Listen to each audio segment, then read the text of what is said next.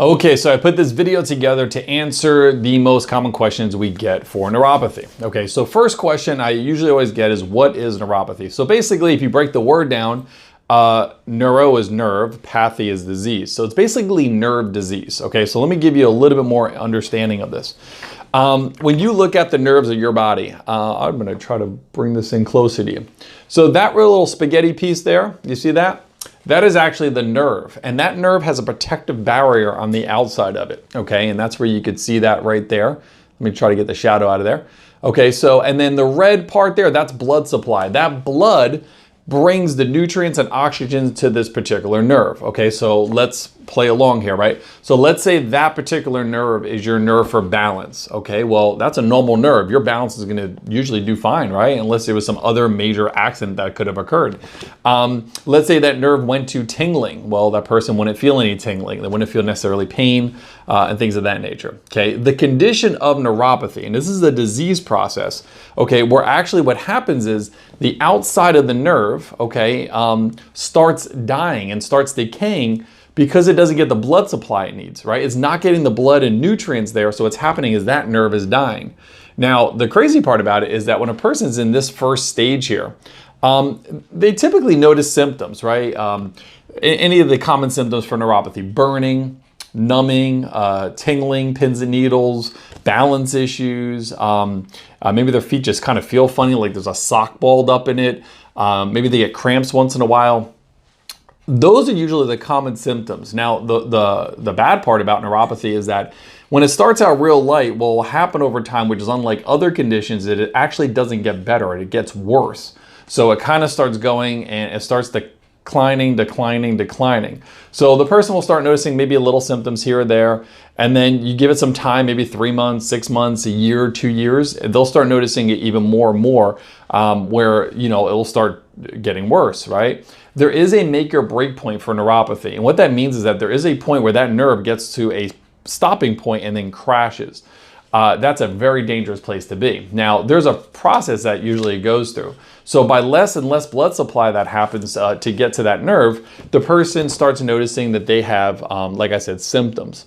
When it gets down over here, this is a really dangerous area. What's common in this particular area is where you start seeing that obviously everything will get worse. So if a person has a little bit of numbing or a little bit of tingling, it will get obviously worse. You'll see people start falling. Okay, sometimes at that point they can find people to medication. They give some people different medication to kind of ease the pain because their feet hurt so bad. You'll start seeing the toes obviously not looking very good, the nails not looking well. There's no hair grown on the legs. Sometimes discoloration. You'll see open wounds. You know, we see it unfortunately quite often. You know, where they get ulcerations of their toes or feet. The dryness of the feet will obviously be an issue. But essentially it's a really bad place to be. And that's where most people unfortunately come to see us. And when I say unfortunately is because it's a little late in the process. We rather get somebody kind of like as a cavity, right? We don't want to get a cavity when it starts hurting. It's like a dentist, right? You want to get a cavity when there's just a little bit of an issue. So anyway, it's a really dangerous place for someone to be when they start getting here.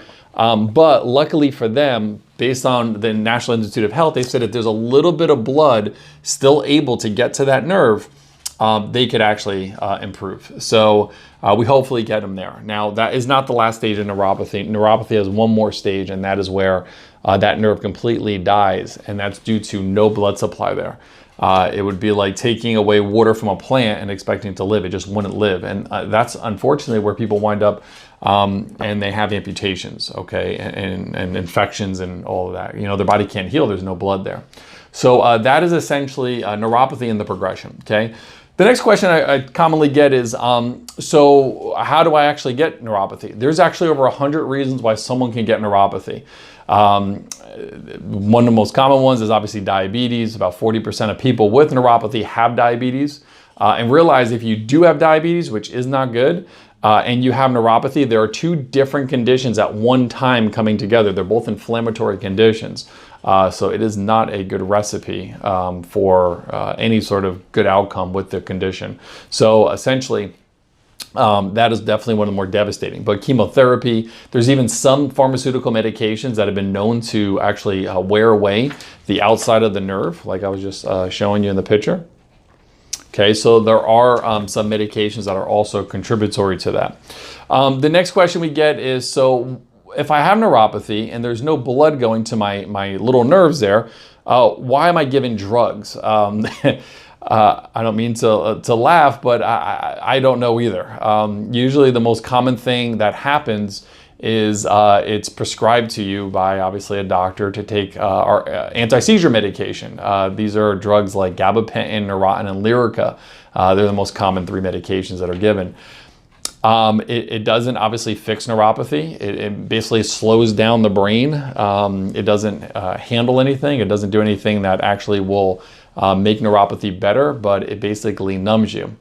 Now, I'm not a fan of it, but some patients obviously need it, and you have to listen to your doctor's recommendations on that. But the problem I have is that if you numb somebody and they have a damaged nerve and they're walking on that damaged nerve all day, it wouldn't be good. It wouldn't be a good idea to do that because that nerve is damaged. So when they're pounding and when they're taking steps and so forth, it's going to likely lead to more problems. So anyway, but that is unfortunately the most common treatment out there, and it's kind of crazy. But anyway, so that's another question. Here's another one. So what exam is best, right? How do you even know you have neuropathy? What is the common things people should do if they have neuropathy? So the way we do it is we do a 16-point evaluation. And what that means basically is we go nerve by nerve by nerve by nerve. Okay, there's a lot of different nerves out there.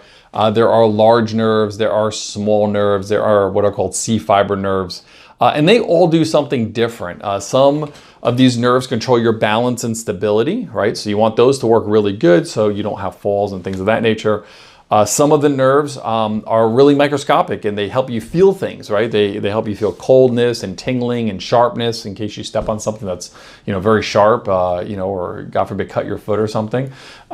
So there's those sort of nerves. You have to really look at those very closely because those could lead to amputation if those go bad.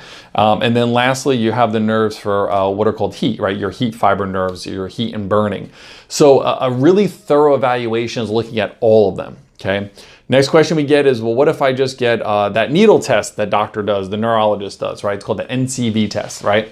So the problem with that is it only looks at what are called large fiber nerves. So these nerves on the bottom, especially on your toes, they're so microscopic, you can't go in there with a little needle and try to actually assess whether or not they're good or bad. I don't know why that test is a standard. I guess it's just to tell you that you have damage, but it's not a thorough examination, unfortunately. So you really want to look nerve by nerve to see actually which nerve is working and which one is not working, okay? The next question is, if you do have neuropathy, what should you do, right? So we follow a 4-step approach, and let me go through each part of the steps. The first thing we have to do is stimulate the nerve, okay? So if your nerves, obviously, let's say the burning nerve is not functioning the way it should be. So you got to get that nerve turned back on, okay? And once you do an examination, you see how bad it is. You actually see that, oh my God, that nerve is not to the level of intensity it should be on, okay? It's kind of like a light with a dimmer. So that nerve is shutting itself off due to the damage. So our goal is to kind of stimulate that first to get that going, okay? And we do that obviously naturally, okay? The next thing we want to do is rejuvenate. And rejuvenation means basically getting new blood to actually get into that particular area, okay? So in the example we just spoke about, so the reason why these nerves die is due to a lack of blood. So we want to do something to actually get more blood in there. So we have NASA technology that's awesome. It's a very safe procedure that actually helps get more blood into that particular nerve, so the nerve actually heals very good, okay? The next thing we want to do is activate and get more blood into that particular area. Now remember, you can get blood into the area by walking, but you'll be damaging the nerves that are down there. So we try to get the blood supply in there and increase it by 20 times by doing special therapies that we have in our office, okay? The last thing, which is probably one of the most important things, is empowerment.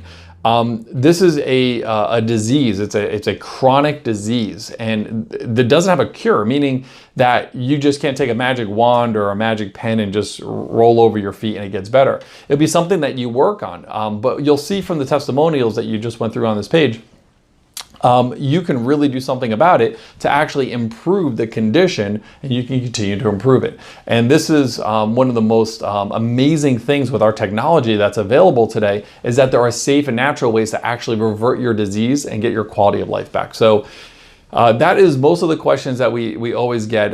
So if you haven't set up your examination yet, let's see if you actually have any nerve damage, and let's see if there's something that can be done about it. You don't want to get in a non-treatable stage with this condition. There is nothing that can be done about it after that point. So I hope you don't have the condition first off if you've never gotten an exam. But if you do, come see us and maybe we could do something to help you. All right. If you have any other questions, feel free to give us an email or give us a call. But that should pretty much answer most of the big ones. All right. Have a great day.